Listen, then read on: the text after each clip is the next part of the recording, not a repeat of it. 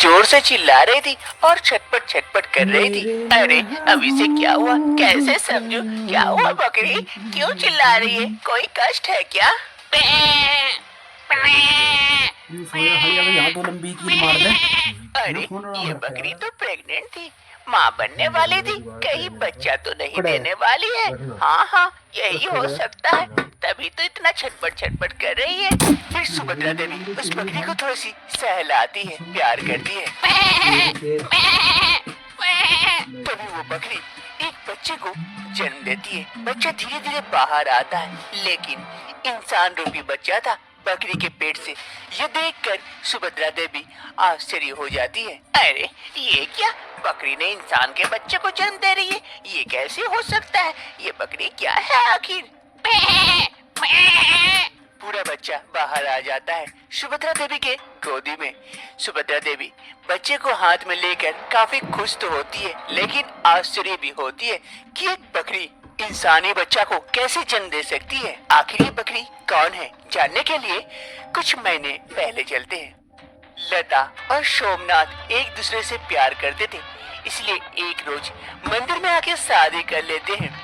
इस शादी से सुभद्रा देवी काफी दुखी थी, बेटे को मना भी नहीं कर सकती थी, लेकिन लता से शादी भी नहीं देना चाहती थी, क्योंकि लता दहेज में कुछ लेके नहीं आई थी।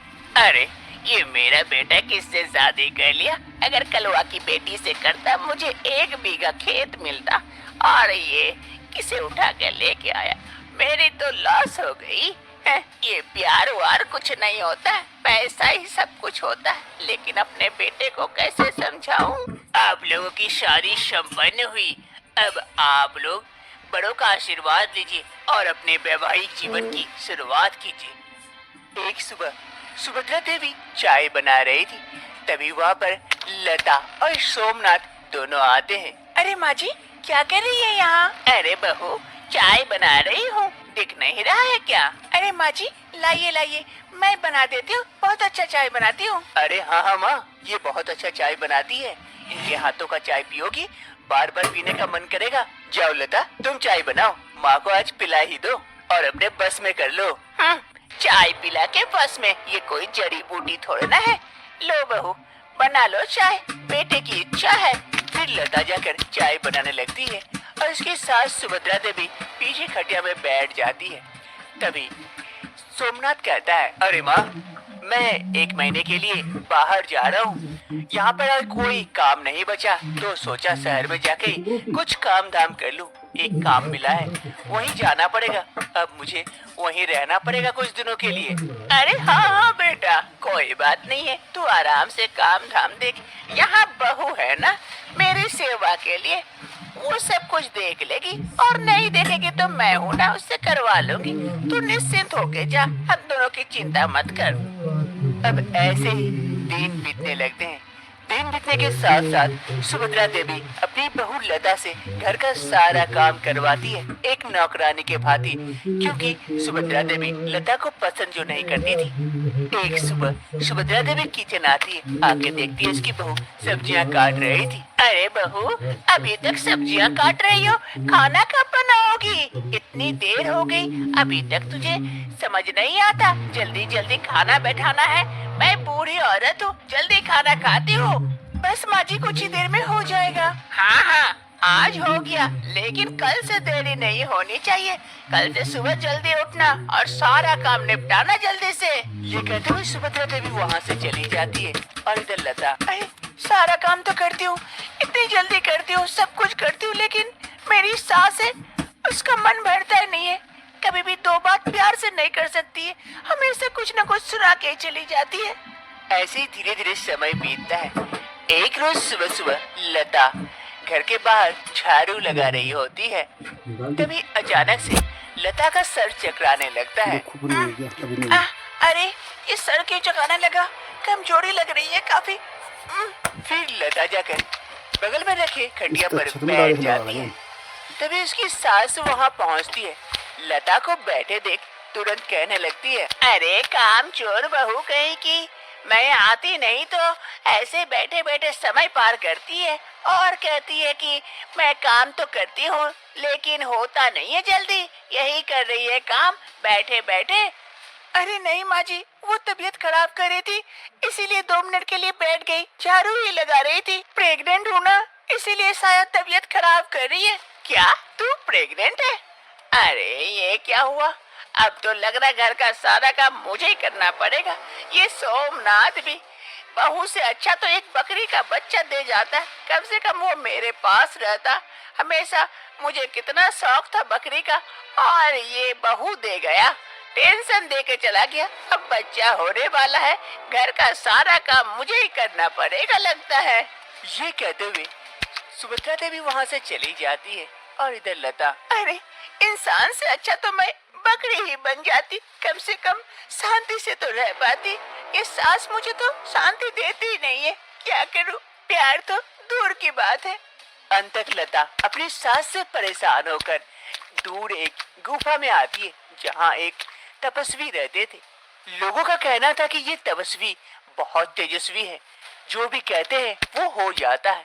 लता उस तपस्वी के पास पहुँचते हैं। महाराज की जय हो महाराज, मेरे कष्टों का निवारण कीजिए महाराज। अरे बेटी बता, तुझे क्या कष्ट है और मैं तेरे कष्टों का कैसे निवारण करूं? महाराज, मेरी सास मुझे पसंद नहीं करती है, हमेशा नौकरानी की भांति रखती है और वो चाहती है कि मैं ना रहूं। वो बकरी पसंद करती है, तो अगर आप में ऐसा कोई तेज है तो मुझे बकरी बना दीजिए ताकि मैं अपने सास के पास जाकर प्यार पा सकूं। मैं तरस चुकी हूँ अपने सास का प्यार के लिए। तो क्या बेटी तू बकरी बनकर अपने सास का प्यार पाएगी? हाँ महाराज, अवश्य। जा बेटी, तेरी इच्छा पूरी हो, तथास्तु। तपस्वी के ये बात कहते ही कुछ ही समय में लता एक बकरी में बदल जाती है। धन्यवाद महाराज। ये कहते हुए लता जो बकरी बन चुकी थी वहाँ से चली जाती है। अरे जा जा, मेरा काम तो अवश्य होगा। अभी तू प्रेग्नेंट है, तू बच्चा पैदा करने के बाद फिर वापस यहीं आएगी इंसान बनने के लिए, तब मैं अपना काम करूँगा। लता की सास खटिया पर बाहर बैठी हुई थी। अरे ये बहू कहाँ चली गई? इतना सारा घर का काम है, सब छोड़ छाड़ के कहाँ जो चली गई मरने के लिए, अभी तक दिख नहीं रही है। आने दो, आज उसे मजा चखाती हूँ। लता की सास काफी गुस्सा थी लता से। तभी लता जो बकरी बन चुकी थी घर आती है, अपने सास के पास जाती है। मैं। अरे ये बकरी कहाँ से आ गया? किसका बकरी है? कहाँ से आ गया? सुभद्रा देवी इधर उधर देखती है लेकिन कोई नजर नहीं आता है। न जाने किसका बकरी है, कोई तो नजर नहीं आ रहा है। मैं ही रख लेती हूँ, मुझे ऐसे भी बकरियों का बड़ा शौक है। बकरी आज से तू मेरे पास ही रहना, जब तक तेरा मालिक नहीं आ जाता। मैं तुझे अच्छे से रखूंगी, खिलाऊंगी पिलाऊंगी, खूब प्यार करूंगी। अब से लता जो बकरी बन चुकी थी अपने सास के साथ रहने लगती है प्यार से। वर्तमान समय सुभद्रा देवी के गोदी में वो इंसानी बच्चा था जो उस बकरी ने दी थी। अरे आज अगर मेरी बहू होती तो वो भी ऐसा ही बच्चा जन्म देती। न जाने कहाँ चली गई, उसकी बड़ी याद आती है। मैं उसे खूब सताती थी, इसीलिए शायद मुझसे दूर चली गई। और ये बकरी कहाँ से आ गई कि एक इंसान रूपी बच्चा भी जन्म दे दी। भगवान की लीला ही तो है ये। लता जो बकरी बन चुकी थी वो जल्दी से वहाँ से भागने लगती है। तभी सुभद्रा देवी, अरे ये बकरी कहाँ जा रही है? अरे बकरी रुक रुक रुक, मैं भी आती हूँ। सुभद्रा देवी भी उस बकरी का पीछा करती है। वो बकरी दौड़ते दौड़ते आती है और एक गुफा के अंदर घुस जाती है। सुभद्रा देवी भी उसका पीछा करते करते उस गुफा तक पहुंच जाती है। अरे इस गुफा के अंदर बकरी चली गई, देखती हूँ कहाँ गई। फिर सुभद्रा देवी भी उस गुफा के अंदर जाती है। लता जो बकरी बन चुकी थी वो गुफा के अंदर आ जाती है जहाँ उसे एक दूसरी बकरी मिलती है। अरे बहन, तू यहाँ क्यों आई मरने के लिए? आज ये तांत्रिक हमारी बलि देने वाला है और सिद्धि लाभ करने वाला है, भाग जा यहाँ से। क्या मुझे तो नहीं पता था। चल हम लोग दोनों साथ में भागते हैं। मैं तो वापस से इंसान बनने आई थी। अरे मैं भी तो इंसान ही हूँ। ये तांत्रिक मुझे बकरी बना कर रखा है बलि देने के लिए। चल भागते हैं। दोनों बकरियां भागने के सोचते हैं, तभी वहाँ पर वो तांत्रिक आ जाता है। अरे तुम लोग दोनों भागने की सोच रहे हो? हा हा हा हा, अंत तक तुम आ ही गई। आज तुम दोनों की बलि देकर मैं सिद्धि लाभ करूंगा और बड़ा तांत्रिक बन जाऊंगा। कहाँ जाओगे बचकर मुझे? फिर वो दोनों बकरियां वहाँ से भागने लगती है और वो तांत्रिक उन दोनों बकरियों को पकड़ने के लिए उसके पीछे भागता है। बकरियां आगे आगे भागती है, तांत्रिक पीछे पीछे। वहीं पर छुपके से सुन रही सुभद्रा देवी को सब कुछ समझ में आ गया था कि उसकी बहू उसका प्यार पाने के लिए बकरी बन चुकी थी। इस तांत्रिक के पास आकर, अरे मेरी बहू ने इतनी बड़ी कुर्बानी दी, बकरी बन गई सिर्फ मेरा प्यार पाने के लिए, और मैं उसे कितना भला बुरा कहता था। जी जी जी जी, मुझे तो अब खुद पर शर्म आ रही है। जी जी। फिर वो बकरियां दोनों आगे भागती है, तांत्रिक पीछे पीछे। तभी वहाँ पर खड़ी सुभद्रा देवी अपना पैर लगा देती है तांत्रिक के सामने, और तांत्रिक अपने आप को संभाल नहीं पाता है और गिर पड़ता है। गिरते ही उसका सर जाकर एक पत्थर से टकराता है। तांत्रिक की वहीं पर मौत हो जाती है। तांत्रिक की मौत होते ही दोनों बकरियां वापस से इंसान रूपी में आ जाते हैं। अरे बहू, बहू, अरे माँ जी, मैं वापस से इंसान बन गई। हाँ बहू, मैं तुझे बहुत ढूंढा लेकिन कहीं नहीं मिली। मुझे माफ कर दे, मैं तुझे खूब सताई थी। अब नहीं चाहती कि तू मुझसे दूर रहे, मेरे साथ ही रहना। मुझे कोई बकरी नहीं चाहिए, मुझे तो तू चाहिए बस। धन्यवाद माँ जी, जो आपके कारण आज मैं वापस से इंसान बन पाई। न पता आज वो तांत्रिक हमारी बलि दे देता, नहीं तो। अरे चलो चलो, यहाँ से जल्दी से चलते हैं, न जाने फिर वापस क्या हो। फिर सभी को यहाँ से चले जाते हैं। अब सुभद्रा देवी और लता को परेशान नहीं करती है। लता और अपने पोते के साथ खुशी खुशी रहती है। बीच बीच में उसका बेटा भी आता है और सभी कोई अब खुशी खुशी अपना दिन बिताते हैं।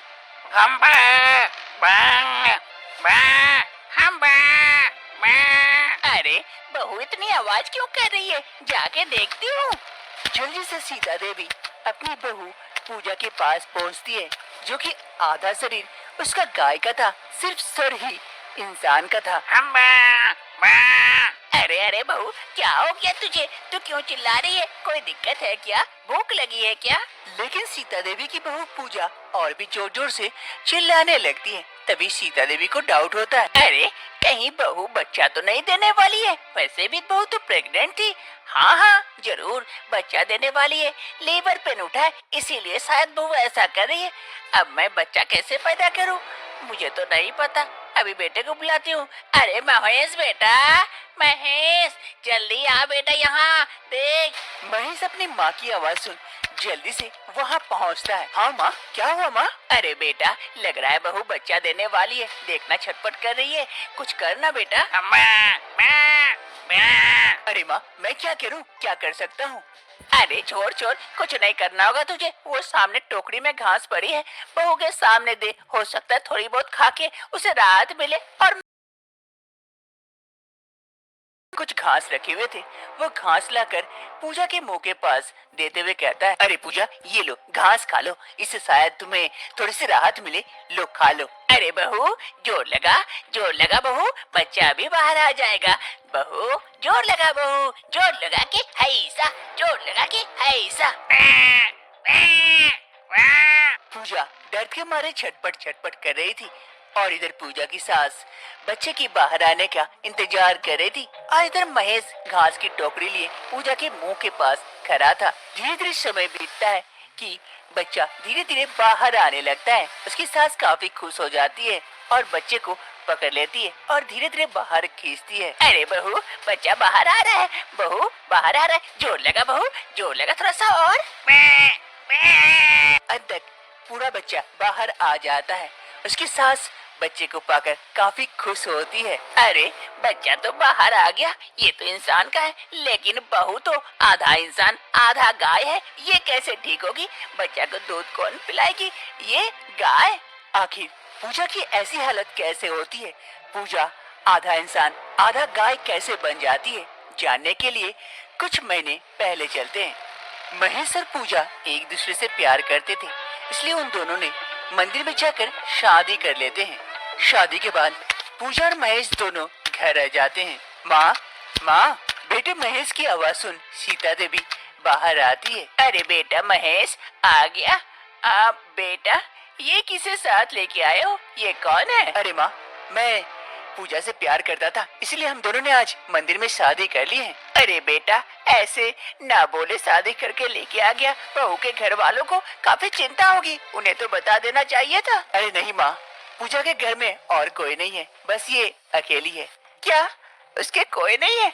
अरे नहीं बेटा, ऐसा मत सोचना, मैं हूँ ना, मैं तुम्हारी माँ हूँ आज से।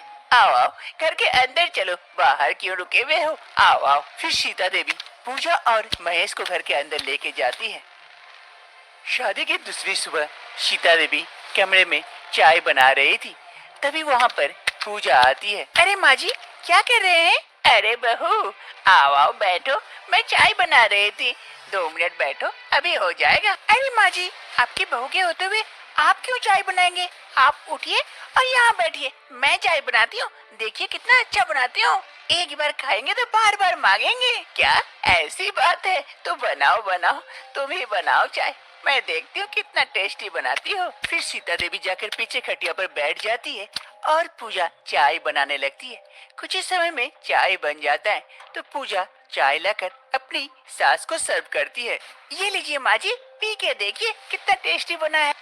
अरे वाह बहू, बड़ा टेस्टी चाय बनाती हो। अब ऐसे ही धीरे धीरे दिन बीतने लगता है। वक्त बीतने के साथ साथ पूजा को पता चलता है कि वो प्रेग्नेंट हो गई है। पूजा काफी परेशान हो जाती है। पूजा कमरे में ही बैठी थी, तभी वहाँ पर महेश आता है। अरे पूजा, काफी परेशान नजर आ रही हो, क्या हुआ? अरे महेश, मैं प्रेग्नेंट हो गई हूँ। अरे इसमें परेशान होने की क्या बात है, ये तो खुशखबरी है, माँ दुर्गा की कृपा से तुम माँ बनने वाली हो। नहीं महेश, मुझे अभी बच्चा नहीं चाहिए था, मेरा फिगर खराब हो जाएगा। अभी मैं कुछ साल बाद बच्चा लेने वाली थी और मैं प्रेग्नेंट हो गई, मैं ये बच्चा गिरा दूंगी। ये क्या कह रही हो पूजा, बच्चा गिरा दोगी? यहाँ गाँव में ऐसा नहीं होता है, और माँ सुन लेगी तो क्या सोचेगी तुम्हारे बारे में? जिसको जो सोचना है सोचे, मैं ये बच्चा नहीं रखने वाली हूँ। पूजा महेश का एक भी बात नहीं सुनती है। तो तुमको जो अच्छा लगे सो करो, मैं काम पे जा रहा हूँ। ये कहते हुए महेश वहाँ से चला जाता है। और इधर पूजा, अरे महेश, तुम गुस्सा गए, नाराज हो गए, तुम 2 दिन में मान भी जाओगे, लेकिन ये बच्चा अगर आ गया मेरा फिगर खराब हो जाएगा, मेरी जिंदगी खराब हो जाएगी, मुझे नहीं चाहिए ये बच्चा। आज ही मैं जाकर ये बच्चा गिरा दूंगी। सीता देवी बाहर खटिया पर बैठी हुई थी, तभी उसकी बहू पूजा घर से निकलती है डॉक्टर के पास जाने के लिए। सीता देवी ये देखकर तुरंत पूछती है, अरे बहू कहाँ जा रही हो इतनी सुबह सुबह? अरे माँ जी, वो डॉक्टर के पास जा रही हूँ, थोड़ी सी तबीयत ठीक नहीं है इसीलिए। अरे बहू, मैं भी चलूँ क्या साथ में तेरे? अरे नहीं नहीं माँ जी, मैं चली जाऊंगी। पूजा ये कहते हुए घर से बाहर निकल जाती है। अरे बहू को क्या हो गया अचानक से? कहीं बहू प्रेग्नेंट तो नहीं है? शायद खुशखबरी है, इसीलिए तो डॉक्टर के पास जा रही है दिखाने के लिए। पूजा डॉक्टर के पास जाने के लिए जल्दी जल्दी आगे बढ़ती है। कुछ दूर आती है, उसे काफी भूख लग जाती है। अरे बड़ी जोर की भूख लग गई है, क्या करूं? इस गांव में तो कुछ भी नहीं मिलेगा, बैग में ही छान मारती हूँ। अरे बैग में तो मैं केला रखी थी, वही केला निकाल के खा जाती हूँ, जल्दी से भूख भी मिट जाएगी, अभी तो काफी दूर भी चलना है। पूजा अपने बैग के अंदर से एक केला निकालती है, केला छीलकर खाने लगती है और खाने के बाद छिलका को दूर फेंक देती है। एक पेड़ के नीचे एक साधु बाबा ध्यान में बैठे हुए थे, वो छिलका जाकर उस साधु बाबा के सर के ऊपर गिर पड़ता है, जिससे उस साधु बाबा की ध्यान टूट जाती है और वो साधु बाबा काफी गुस्सा जाते हैं। घोर अनर्थ, घोर अनर्थ, किसने किया ये? मेरा ध्यान भग्न किसने किया? कौन है? सामने आओ। पूजा सामने आती है और साधु बाबा की ऐसी हालत देख हंसने लगती है। अरे साधु बाबा, आप तो कॉमेडियन बन गए, आपके सर पर ये छिलका जाके ऐसे बैठा, लगता है आपकी टोपी बन गई है। दुष्ट लड़की, एक तो गलती करती है, ऊपर से हंसती भी है, मजाक उड़ाती है मेरा। मैं यहाँ ध्यान करने बैठा था और तुमने मेरा बरसों की तपस्या ऐसे ही चंद मिनटों में भंग कर दी और ऊपर से हंसती है माफी मांगने की जगह। अरे ओ बाबा, आपको देखकर हंसी आ रही है तो मैं क्या करूं? हंसू नहीं तो क्या रो? उस साधु बाबा को काफी तेज गुस्सा आ जाता है। तेरी बुद्धि तो इस बैल से भी कई गुजरी है। क्या लड़की, मैं तुझे श्राप दे रहा हूँ। जिस प्रकार से तुमने मेरी तपस्या को चंद मिनटों में भंग कर दिया, इतने दिनों की तपस्या मेरी खत्म कर दी। मुझे जितना समय लगेगा फिर से उस तपस्या को हासिल करने में, उतना समय तक तू भी पछताएगी। आज तू एक गाय में बदल जाएगी। जिस प्रकार गाय बुद्धि है, उसी प्रकार से तेरा सर तो तेरा रहेगा, लेकिन तेरा शरीर गाय में बदल जाएगा। जब तक तेरा बच्चा पैदा नहीं हो जाता, तब तक तू इस श्राप से प्रभावित रहेगी। अरे ओ साधु बाबा, ये क्या कह रहे हो? मजाक में कुछ भी कह रहे हो? ये क्या वो जमाना है कि तुम्हारा श्राप काम कर जाएगा? चलो चलो, मैं और बहस नहीं करती, मेरा लेट हो रहा है, मैं जा रही हूँ डॉक्टर के पास। तुम अपनी तपस्या करते रहो। देखते ही देखते उस साधु बाबा का श्राप काम करने लगता है। पूजा धीरे धीरे, पूजा का शरीर गाय में बदल जाता है, लेकिन सर पूजा का ही रहता है। अरे ये क्या हो गया? मुझे माफ कर दो, मुझे माफ कर दो।